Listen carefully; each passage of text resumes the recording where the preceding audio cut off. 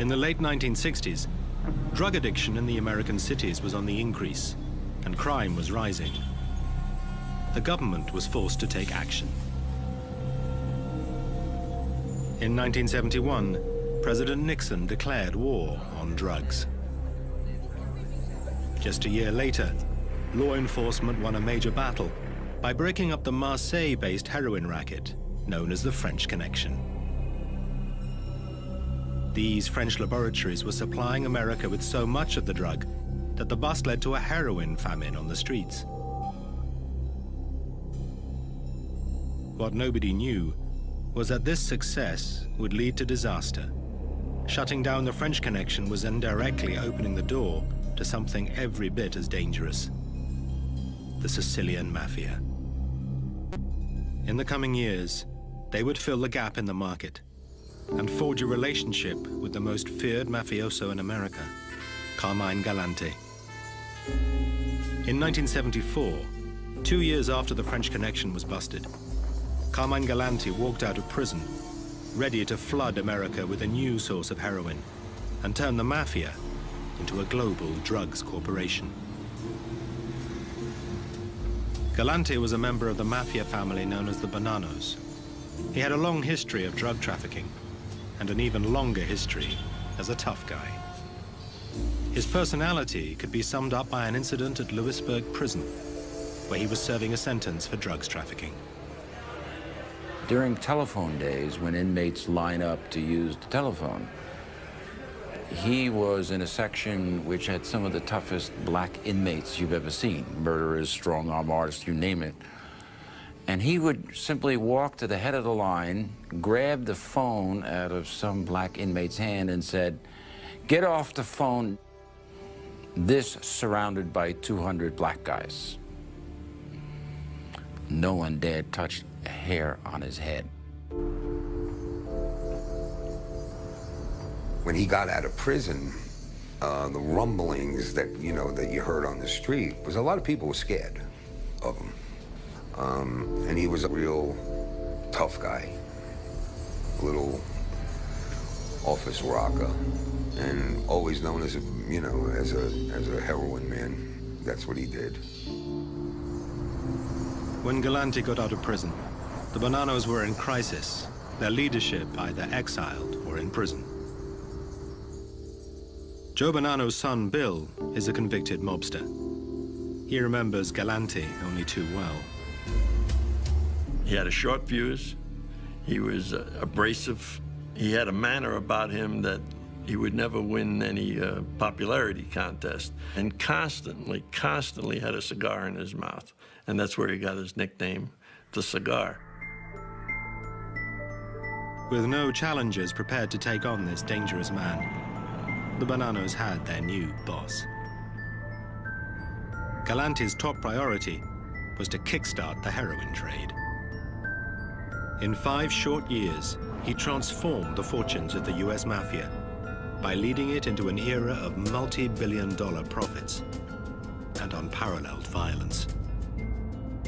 In the 70s, the Bonanno family was known in the mafia circles basically as being the heroin family. I mean, everybody knew they were dealing in heroin. Galante was now in the perfect position to build a heroin business even bigger than the French Connection. He was head of the Bonanno family, and now the heroin trade was moving to Sicily, where Galante had his roots.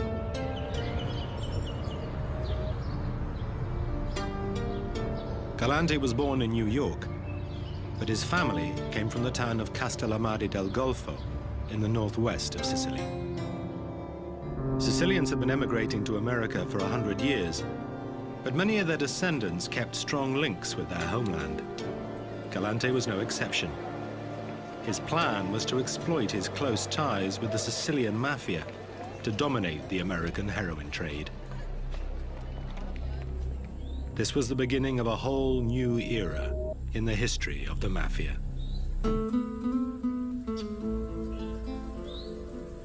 Until now, the Sicilian and American Mafia had mainly operated as separate organizations. With the French connection broken, the Sicilian Mafia decided to fill the gap in the market. And there was no bigger market than America. The Sicilians set up a sophisticated smuggling system.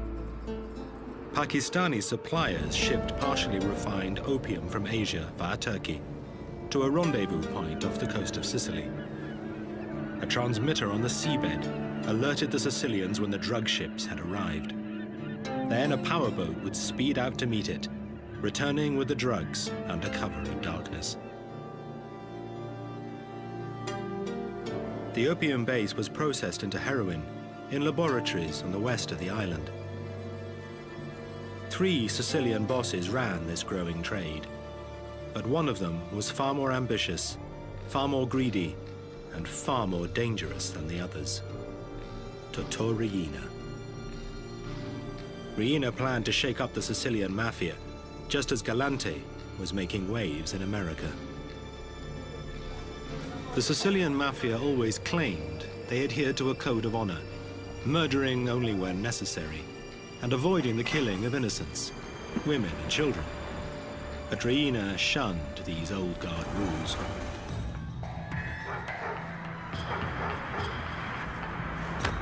Riina was as ambitious as he was ruthless. He was determined to become the boss of bosses, head of the Sicilian Mafia. To achieve this, he would commit so many atrocities that he became known simply as the Beast.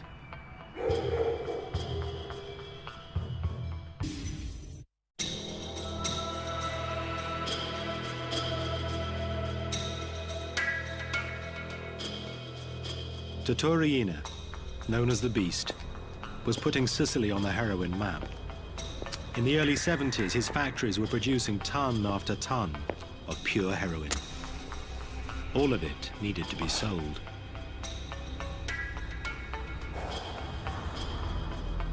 On the other side of the Atlantic, Carmine Galante and the American Mafia could see that there were huge sums to be made selling Sicilian heroin.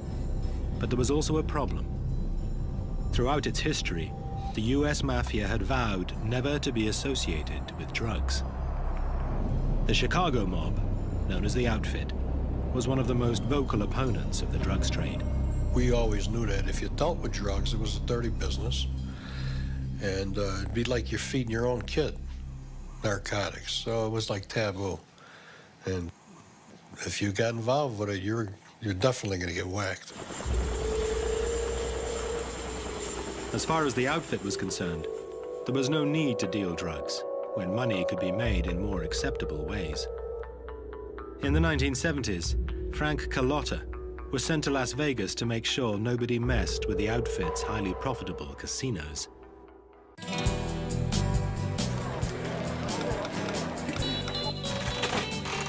My main job was the casinos, to make sure that everything ran smooth in there was no stealing going on, that they knew that our presence was there, that if they did mess around, that they would get hit in the head. For Carlotta and his crew, running casinos earned them respect in a way drugs never would. Actually, it was great. It was beautiful. I mean, you had everything you needed out there. You had anything you wanted to do. You movie stars. They wanted to be involved with you. You wanted to be involved with them. Anywhere you went, you got the red carpet treatment. It was like you were respected. I think you were respected. I'm hoping that I wasn't feared, but in some cases you were feared. And if that brought respect, well, then it brought respect. But for others, the huge profits of heroin dealing were hard to resist. From his beginnings in suburban Brooklyn, Dominic Montilio grew up to be a member of the notorious New York crime family, the Gambinos. He dealt drugs for the Mafia for many years. The word that filtered down, just saying, you know, if you got caught, you know, dealing drugs, you know, it was an immediate death sentence. But the real message that came down was just don't get caught. At that time, I couldn't think of one crew that I knew that wasn't involved in it, because the money was too lucrative to pass up. The street crews that were involved in it weren't going to give it up either which way. You know, there was guys that weren't making a real good living that all of a sudden were taking, 150 large a week down. The mob didn't want to be seen to be peddling drugs, but they were happy to take the money. I mean, the reason, there was no great moral reasons why they didn't want you dealing in heroin. It was just that it would bring that much more heat on the family. But the bottom line is the cash, and that's a cash business. And the amounts are staggering, the amounts of money that can be made. The New York families knew that dealing drugs would attract attention from the authorities, but it was a risk they were prepared to take. The US Mafia secretly embraced the heroin trade and was soon making more money than they knew what to do with. The unpleasant fact is that there is a new epidemic of heroin use in the United States. As Sicilian heroin began to flow, addiction rates in America soared. At the end of World War II, America had an estimated 20,000 heroin users. By the mid-70s, there were more than 500,000. The FBI had little idea how such large quantities of drugs were getting into the country, or who was bringing it in. But that was about to change. In the 50s and 60s, FBI agents were mostly white males. Now the FBI was recruiting from a much wider pool. Finally, they had young, ambitious agents who came from the communities that were home to the Mafia and could speak the Sicilian dialect.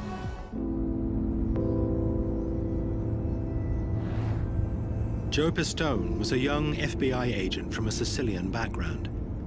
His mission was to infiltrate the Mafia, something that had never been done before. I grew up in New Jersey, and I grew up in an Italian neighborhood. And in this neighborhood, there were mafia guys, mob guys, and I went to high school with sons of mob guys. So I knew about the mafia growing up. It wasn't foreign to me when I became an FBI agent. So I was pretty well versed in the ways and traditions of the mafia. Joe Pistone's dream was always to be a cop. Growing up, it was easy.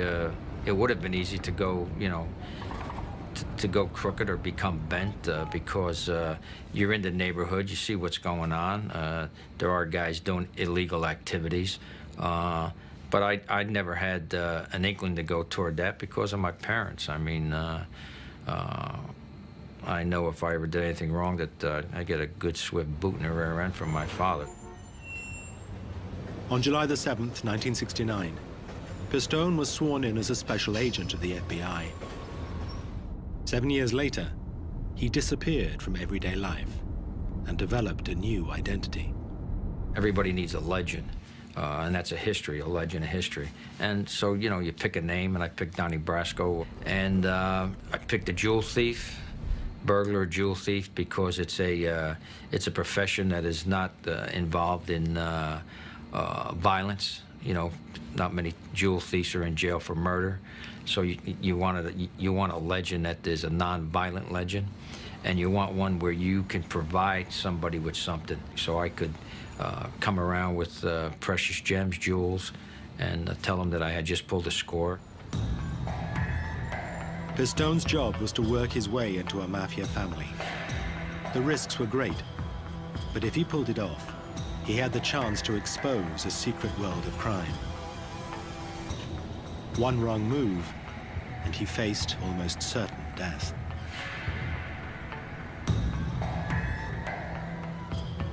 In order to do this job, undercover work, you have to have two things. You got to have a lot of nerve, and you got to have a lot of mental toughness. I'm not a person that sweats, When I get into a jam, I don't sweat, so you don't know if you're scaring me or not, And, there's not much that can be done to you. The worst thing that can happen is they can kill you. That's about it. The FBI wanted the inside story on the Mafia. The Bonanno boss, Carmine Galante, was their first target. Pistone used the FBI's diamonds and his Sicilian roots to gradually infiltrate Galante's Mafia family. Being of Italian ancestry and knowing the streets and knowing how the mafia operates, you know, you speak when you're spoken to. You mind your own business. You don't get involved in conversations that don't concern you. They don't just, you know, embrace you and take you in. And you have to just lay back, be patient, and work your way. You know, and it's the first impression that's gonna carry you through. And if you do things, certain things that they pick you out, that you have street smarts and you are a street guy, that's what's gonna make you. The fuzzle's right on the table. It's like, I was ready to say, In March 1977, Pistone began to hang around in known Bonanno territory. put the money on the table. He soon got noticed by mafia foot soldiers. Beautiful, Fred. One of the wise guys Pistone met was Lefty Ruggiero. Pistone would later discover that Lefty was a known hitman for the mob. Lefty approached Pistone, asking him to sell some stolen jewelry. Been a neighbor for 30 years. I was introduced to a fellow by the name of Lefty Ruggiero, and Lefty was a 24-hour gangster. I mean, he knew the mob. He knew everything about the mafia. If you need a teacher in the mafia, Lefty was the guy. Was the guy that you wanted.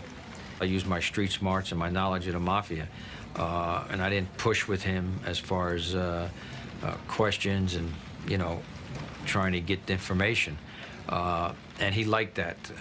He saw that I was a street guy, that I knew the streets, and also, you know, being a jewel thief and bringing around some precious stones, he liked that too, because it was money, you know. As his undercover operations stretched into months and years, Pistone gradually became an accepted face within the mob. But the risks remained high. Former gangster Henry Hill knows all about the dangers that Pistone faced. Well, I mean, he was susceptible to get figured out at any time, you know. I mean, it took balls. Believe me, it took balls. But he also enjoyed it. You know, he became a member, or as close as you can come as a member. Pistone was so convincing, an almost father and son relationship developed between him and Lefty. He did have an affection for me, I think, because he saw me, you know, something that he might have wanted to have been, or his son, you know, to have been. And he introduced me to his family and his wife, and I spent a lot of times at his house having dinner. So it became more than just a, you know, gangster on gangster relationship. By the summer of 1977, Pistone had won Lefty's trust. But would he ever get any closer to heroin boss Carmine Galante? I was with Lefty one night, and he said we gotta go. We gotta go somewhere. And I said, well, where we're going? And he said, well, I'll tell you when we get there. Galante was having a meeting in there, and it was our job to stand outside and make sure that the meeting went smooth and nothing happened. Basically, we were outside guarding them. This was a big opportunity for Pistone. And I asked him, I said, you know, Left, can't we go inside? And he says, what are you, crazy? You can't go in there and sit down when the boss is meeting. You can't even meet the boss. You know, he doesn't meet anybody on your level. He says, we got to stand out here until we're told, till they release us, till we're told we can go. You know, it was kind of an adrenaline rush. A lot of things go through your mind, but the main thing was that if I get killed, I'm going to get killed as a wise guy, not as an FBI agent here. You know, here I'm an FBI agent working undercover, and you know, nobody ever got to be close to a boss, let alone guard him. Pistone did not get as close to Galante as he wanted, but he learned important facts about his operation. Before Pistone went undercover, the FBI had some idea about the inner workings of the mob. Now, for the first time, an agent was able to confirm the way the mafia was organized from the inside. Pistone told the FBI how each family was structured into a military formation. At the top was the head of the family. Working directly for him was an underboss and an advisor, known as a consigliere. Beneath them were the capos, each of whom ran a crew of 5 to 10 foot soldiers. This structure meant the boss was always several layers away from the foot soldiers and the crimes they committed, making it almost impossible to convict the head of the family. This was vital intelligence in the war against the mob, but it was just the beginning. Pistone also managed to find out the secret of Galante's meteoric rise within the New York Mafia. Joe came back to us telling us about the Sicilians whom the American mafia figures were referring to as zips. And to him, this meant that these Sicilian mafia figures within the Bonanno family were actually being used to commit murder, dealing in drugs, heroin. That was a just unbelievable revelation. I met some Sicilian that were members of the mafia, and these guys were made guys over in Sicily and then brought over here. But the Sicilians had their own clique over here in the U.S. Galante had imported his own private army of ruthless Sicilian mafiosi. Galante's two key guys that he brought over were Cesar Bonaventure and Baldo Amato. He brought them over from Sicily, and they were with him constantly. And I think one of the reasons why he did bring him over is that he felt a better sense of security with the Sicilians, because I guess he felt they were still loyal to the tradition. They weren't Americanized yet. Galante's new bodyguards made waves in the Bonanno family. There was a lot of friction, I found, between the American mafia and the Sicilians, even though they were married up into one family. I mean, anyway, Lefty and Sonny and the other Americans thought that they were looking to take over the family, and that the other American mafia guys didn't trust them and didn't like them. The Sicilian and American mafia were cut from very different cloth. In the past, the Sicilians had embraced rules and traditions, but that was changing. They'd kill anyone, where we had certain rules. It sounds strange, but there were rules as to, who you had to get permission from to go do a piece of work, or you couldn't kill a guy in front of his family, and they didn't have those rules. These new ruthless Sicilians were from a mafia clan based in Corleone, a remote rural town deep in the mountains of Sicily. Corleone mafiosi are made of different stuff. They're tough, very hard. Probably their peasant lifestyle trained them to withstand anything thrown at them. Jail doesn't scare the Corleonesi. They aren't frightened of death. They're always faithful to their boss. The Corleonesi had reached the top of the Sicilian mafia by breaking rules and killing without permission from anyone.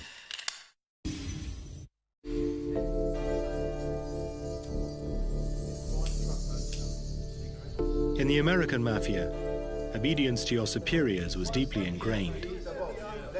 The godfather of the American mafia, Charlie Lucky Luciano, had formed an organization known as the Commission back in 1931. This was like the board of directors of the mafia. All the heads of the families would meet to settle disputes and decide on strategy. The commission imposed discipline on the warring families. Rules were agreed, which changed little over decades.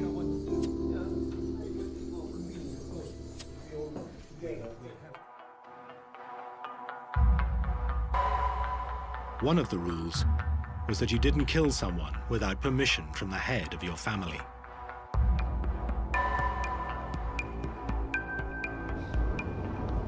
Las Vegas mobster Frank Galante nearly paid the ultimate price when this rule was broken, thanks to his ruthless boss, Tony Spilotro.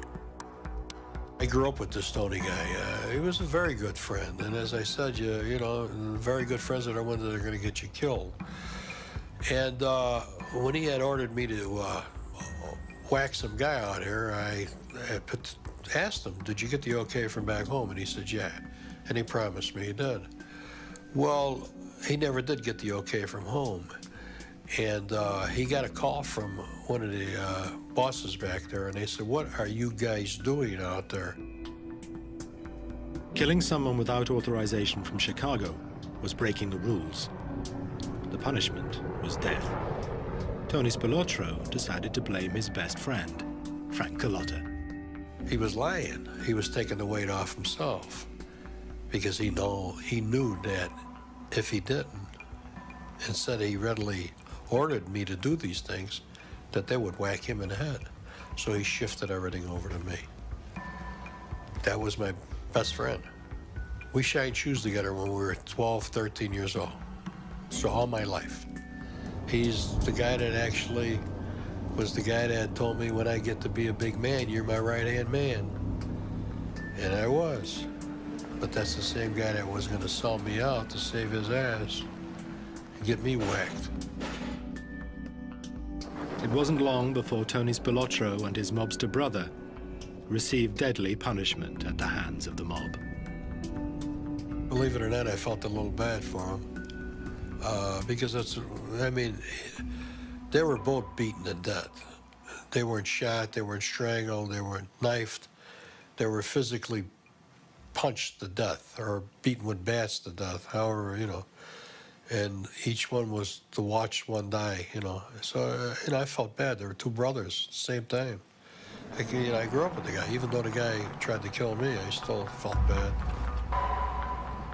For all American mafiosi, the rules of the commission were a fact of life and death. You really never know who to trust. I don't care how close you are with him, if you grew up with him or what. If that's going to be the one that's going to kill you, usually. It's your best friend. Carmine Galante didn't care about the commission or its rules. He believed the American mafia was soft and that his connections with the ruthless Sicilians made him invincible. But there was more than one advantage of having an alliance with the old country. At first, nobody thought much about it. But then the rest of the mafia began to get really nervous because they began to ask themselves, now, why is he bringing in so many of these zips? And everybody put two and two together. These guys are running heroin. This is a Sicilian connection at work here. We don't need this. For one thing, the organization felt we can't control the zips. Sicilians made and smuggled in the heroin. By hiring them into his own crew, Galante was making sure he would stay at the heart of the heroin business. For what he was trying to do with in the heroin business, it would have been, you know, good for him to be aligned with the more Sicilians, the better, because that's where, you know, the pipeline came from. In the late 70s, the Sicilian Mafia dominated the heroin trade. On the streets of America, the profits being made were reaching $20 billion a year. Galante was trying to keep the profits to himself. Something had to be done. He was greedy. He wasn't, you know, the Bonannos may have been involved in this, the profits from this drug trade, but Galante wasn't sharing it even with his own people and the family, because he was, and nobody was going to tell him what to do, and he was going to run his family, and he wanted to run the other families too. And during this time, Galante was making deadly enemies. The other bosses didn't like him because of this attitude that he had, that he was the top boss in the city. Everyone knew on the street that the clouds of war were right there. I mean, if this guy stayed loose, what he was plotting would have definitely caused major, war to happen between the families. For mob bosses, the Galante problem was growing. Only the Commission had the authority to act. Their solution would be violent. Galante had to go. On July the 12th, 1979, Carmine Galante paid a visit to Joe and Mary's restaurant on Knickerbocker Avenue in Brooklyn. It was one of his favorite haunts. Run by his cousin, he felt safe there. He was joined by his two loyal Sicilian bodyguards. There's a courtyard that you go into, and is an open-air courtyard. And they were sitting down getting ready to have lunch. And Galante was sitting there, and he had his cigar in his mouth.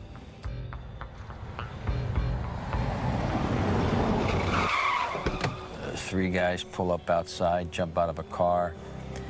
They run in the restaurant and start blasting away.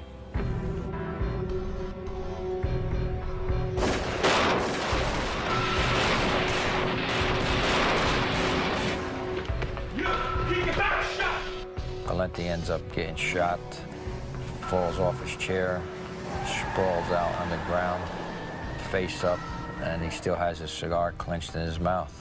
And that's how they got Galante.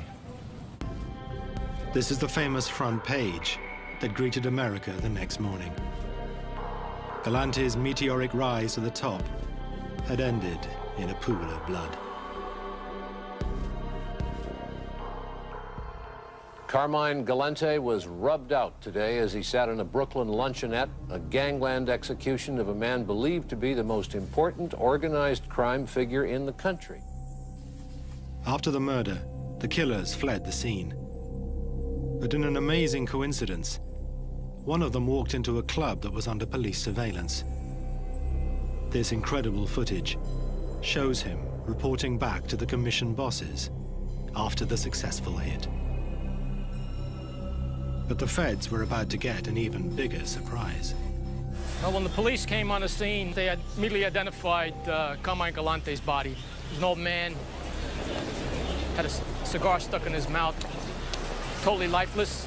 As the police pieced everything together, they were told that two other individuals who were in the backyard with Galante, later identified as his so-called bodyguards, they were the ones who miraculously got out of there without any wounds whatsoever. Forensics found 5 different caliber slugs in Galante, and there were only 3 gunmen. So that leads you to believe that there were 2 guns someplace else. And the only other 2 guys there were Bonaventure and Amato. Bonaventure and Amato were the 2 key Sicilians Galante had brought over for his own protection. The police deduced from what they saw at the scene that Bonaventure and Amato were not there to protect Galante. They were there to ensure that his assassination was carried out without a hitch. The ultimate treachery was performed by his own men. The men who were supposed to protect him from any harm, they were the ones who actually helped carry out the assassination. The Sicilians had turned on Galante. It seemed his greed had upset others besides the Commission. The Sicilians who had arrived in America in the 60s and 70s, who were helping bring in the heroin from Sicily, wanted full control in their hands. The message was, we are bringing it in, we are going to be involved in the distribution network. Therefore, we want a bigger share in the proceeds. And that was the message of the new Sicilians. We are the ones doing it, we want a bigger share. Not what Galante was doing, keeping most of the share for himself. Galante's murder made the FBI even more suspicious about the Bonanno family. For the Commission to whack a boss meant there were big things going on. 2 young agents, Charlie Rooney and Carmine Russo, were given the job of watching the Bonanno Sicilians.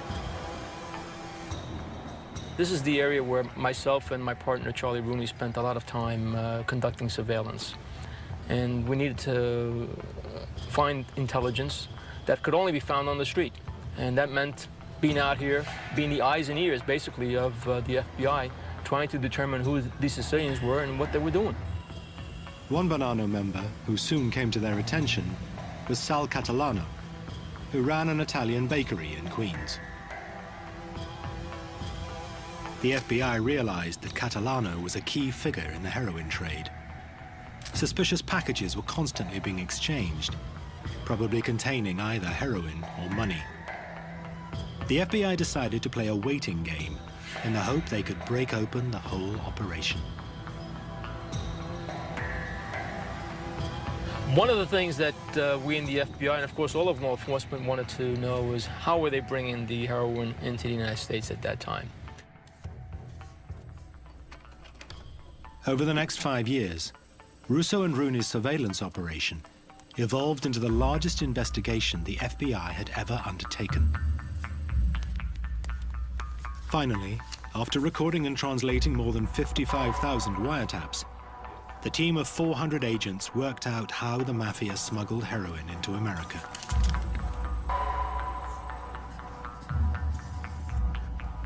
They used their businesses, furniture businesses, construction businesses, marble, things of that nature. In particular, the pizzeria business. They needed tomatoes for the sauce. The Mafia had taken over pizzerias across the country and given them to immigrant Sicilians to manage. The operation was controlled by Sal Catalano from his bakery in Queens. This footage shows some of the actual restaurants implicated in the Pizza Connection trial. Restaurants just like these were used to distribute heroin around the country. The heroin arrived in the US through all kinds of routes. Their methods were often ingenious. Cases of canned tomatoes or boxes of cheese arrived from Sicily, stuffed with heroin worth hundreds of thousands of dollars. But the pizza network was not a retail operation.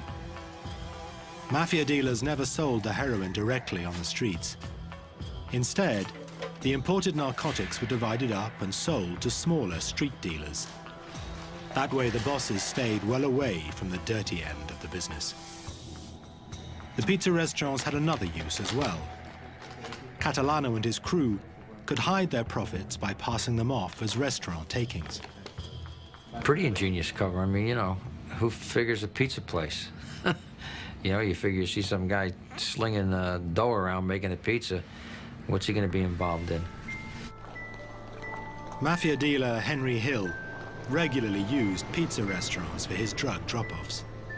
It wasn't difficult for me. I used to go to a pizza joint in a shopping center, leave my car there, and take a different car home, you know? And I go back 4 days later, you know, sat there and put the money in the trunk. The evidence the FBI found led to the very top of the Mafia and all the way back to Sicily. Salvatore Catalano was aligned with the Corleonesi in Sicily. That's where the power came from. It was Salvatorina, the boss of the Corleonesi. Salvatore Catalano came here with a purpose. Purpose was the Sicilian Mafia had a commodity that was being sent to the United States. They needed people here whom they could trust and carry on that activity. The power of the Corleonesi Mafia and their ruthless boss, Riina, stretched all the way to America. Who knows how long they had been doing this before we stumbled onto them. And we basically stumbled onto them. And I believe what did it for them and for us was the Galante murder. Without that murder, I don't think we would have set our eyes on them at the time that we did. Meanwhile, FBI agent Joe Pistone still had a problem. How to escape alive from his undercover role inside the Mafia. Despite Galante's murder, Joe Pistone's dangerous undercover operation continued for 2 more years. But in 1981, his mission came to a dramatic climax. The head of Pistone's mafia crew was a hard man called Sonny Black. Over the years, Black had been impressed with Pistone. Now Sonny decided to honor Pistone by making him a made man, a full member of the mafia. But there was one big catch. Pistone would have to kill someone. When Sonny Black gave me the contract to do the hit, I mean, you can't refuse it. You have to take the contract, otherwise you're the next guy that's going to get killed, because, you know, that's just part of being a mob guy, a mafia guy, is that because you don't do hits on a fee basis. You just do it because you're part of that crew.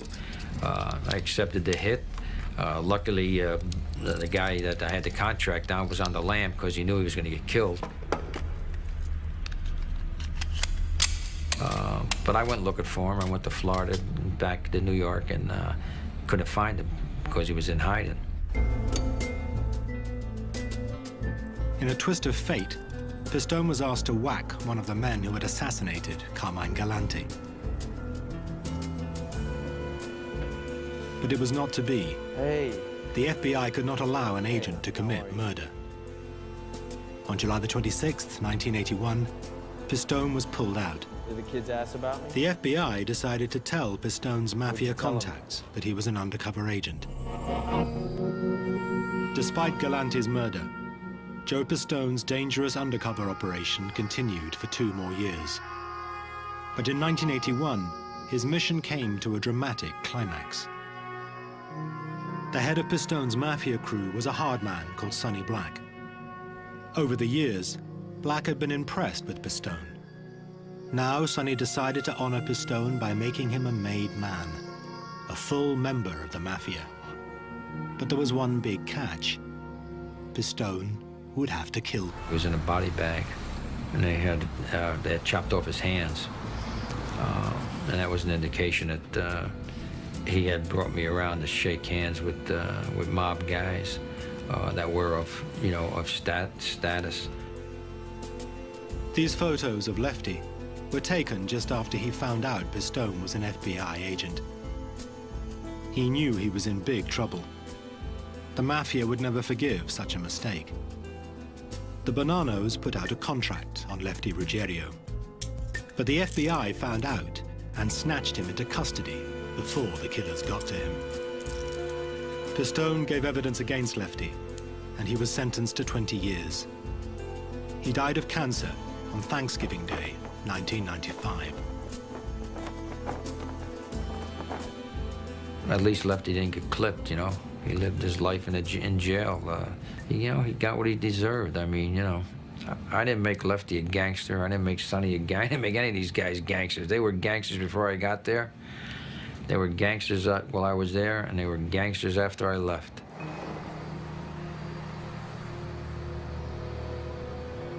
Joe Pistone had survived undercover for 6 years. But I mean, that's a long time to spend undercover with that, with a crew that's, more than capable of killing you and taking you apart, dumping your body's parts somewhere. And to have those guys trust you to a point, I mean, I never heard an FBI guy coming close to getting made. I mean, they were looking to make him. Bullshitted his way through it, and then he got addicted to it, and it took the government a lot of years, and I mean, they got a lot of cases out of it, but it almost destroyed his life, and he thought he was a wise guy, and he thought he was an FBI agent. After being pulled out, Pistone spent the next 5 years testifying against his mafia buddies. Then in 1986, he left the FBI to write a book about his experiences. But his life would never be the same again. Even now, he lives under an assumed name, under constant threat of assassination. The Mafia put a contract out on me when the operation terminated and I surfaced. My identity showed up. Am I worried about it? I don't think about it every day. Just take precautions and go about living the way I live, and if it happens, it happens. And best man will win. Thanks to the efforts of law enforcement agents like Joe Pistone and Carmine Russo, the Pizza Connection investigation seriously weakened the American mafia. After years of making vast profits from narcotics, it would take much more than that to stop them. No one could have foreseen that in the coming years, the actions of one mafia boss would change everything and bring the American and Sicilian mafia to their knees.